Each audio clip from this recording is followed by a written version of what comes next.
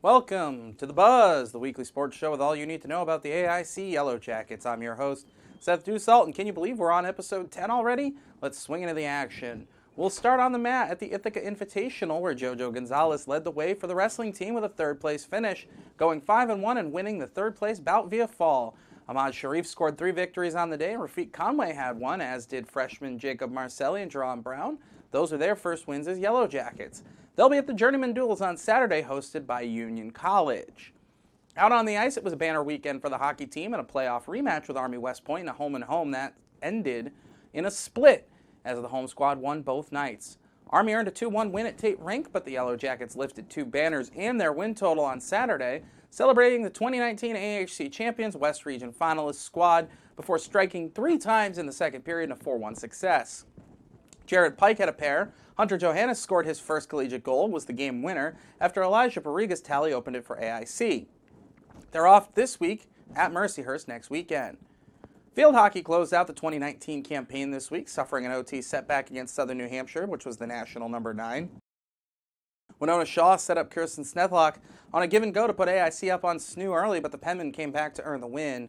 AIC then took on Malloy. Jenny Holmquist struck twice in her last game as a Yellow Jacket. Nabri Wallace notched her first career goal. It was the game winner, and Shaw hit the cage as well in the 4-1 victory. With the win, the team reached 10 wins on the year, 5th time in program history, all of which have come this decade.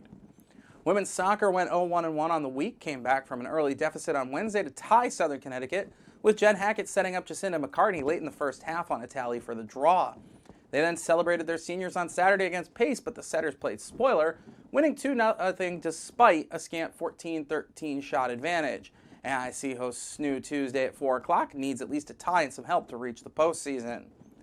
The men also went 0-1-1 on the week, dropping a rough 2-1 loss at number 2 Adelphi, but rebounding to draw St. Rose 1-1. Jake Durham had the tally against the Panthers on Tuesday, while the Yellow Jackets defense got involved to score on Saturday, as Giannis Bucetta was set up by Adrian Romero for the strike. They host Franklin Pierce Wednesday night for senior night. Their playoff picture is simply about seeding. The tie at St. Rose clinched 8th place for the lads, and depending on results, they can rise to 6th. Volleyball likewise locked up a playoff spot in their one match of the week, a 3-0 sweep of Lemoyne on Tuesday. Andrea Serra rang up 16 kills, while Amanda Rodriguez had 15 digs in the win, which concluded a perfect 8-0 month. They'll try to reach 10 wins in a row this week with a match at Bridgeport Tuesday and then Senior Day at home Friday against Bentley, which will be a homecoming for 2019 graduate Dolores Copran, now the GA for the Falcons. Football faced off at Pace and came up just short, falling 35-25 to the Setters. Jason DeMille had a solid day on the offensive side, rushed for 2 touchdowns, hit Angel Baez and Kyle Boyer-Tucker for 6-point passing TDs, but Darius Jones caught 3 for the Setters in the victory. The team's home finale and Senior Day is Saturday at noon against St. Anselm.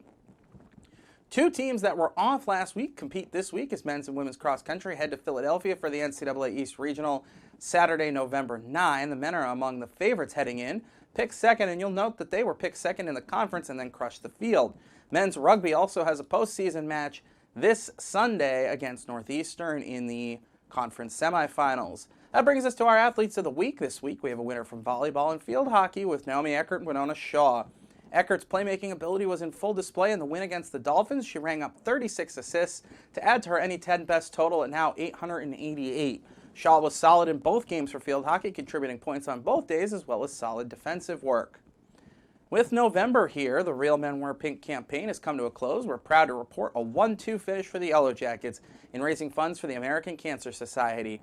The baseball team came in with a grand total of 38-20, while ice hockey scored 32-74, a combined $7,094. That accounts for a third of all the funds raised in Western Mass. Great thanks to all involved in this excellent program. And that's The Buzz. I'm your host, Seth Dussault, the voice of the Yellow Jackets. Thanks for spending some time with us, and go Jackets!